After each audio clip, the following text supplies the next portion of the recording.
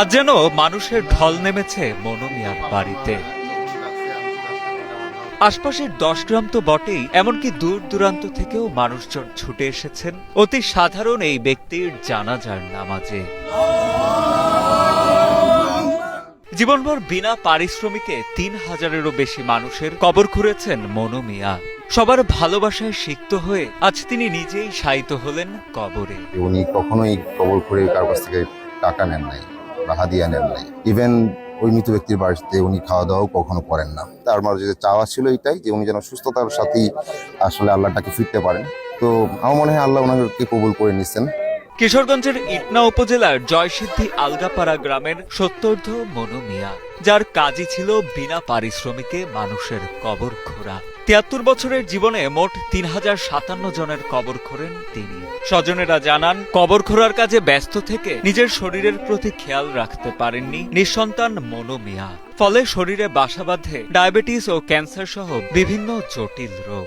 শারীরিক অবস্থার অবনতি হলে গত 14 মে তাকে ঢাকার একটি হাসপাতালে ভর্তি করানো হয়। সেখানে চিকিৎসা শেষে কিছুটা সুস্থ হয়ে বাড়ি ফেরার পর 28 জুন সকালে শেষ নিঃশ্বাস ত্যাগ করেন তিনি। আমার ভাইয়ের ছেলে মেয়ে নাই, আমরা দুইটা ভাই। আমি বড় হ্যাঁ ছোট। ছেলে কোন জীবনে আমি কামের কথা বলছি না, কাম করছে না। এসের কাম আমি করে দিছি, সব কাম আমি করে দিছি। একটি না একটা কামের ফরমাইশ দিছি না আমার ভাইয়ে। আমার এমন আদরের ভাই আছে।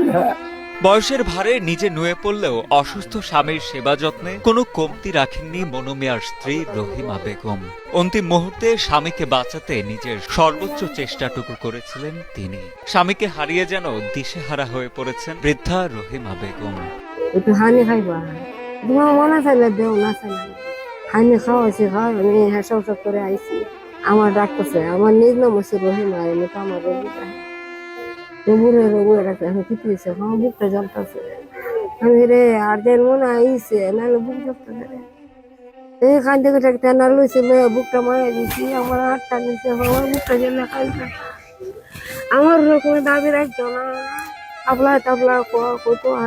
এলাকায় মনু মিয়া পরিচিত ছিলেন শেষ ঠিকানার কারিগর হিসেবে। স্থানীয়রা জানান, জীবনের পুরোটা সময়ই তিনি উৎসর্গ করেছিলেন মানুষকে শেষবারের মতো বিদায় জানাতে। নিঃস্বার্থ মানুষটি বিনা পারিশ্রমিকেই মানুষের দাফন কাফনের কাজ করতেন বলেও জানান তারা। মনু মিয়া তো অনেক 3,000-এর মতন গুড় কুচ্ছে, সে এখন মারা গেছে। সে গুড়টা এখন আমরা সবাই মিলিত ভাবে আমরা তার গুড়টা যতটুকু সুন্দর করবার ততটুকু আমরা এটা করতেছি। আজকে আমরা গুড় করতেছি, কেমন খারাপ লাগতেছে।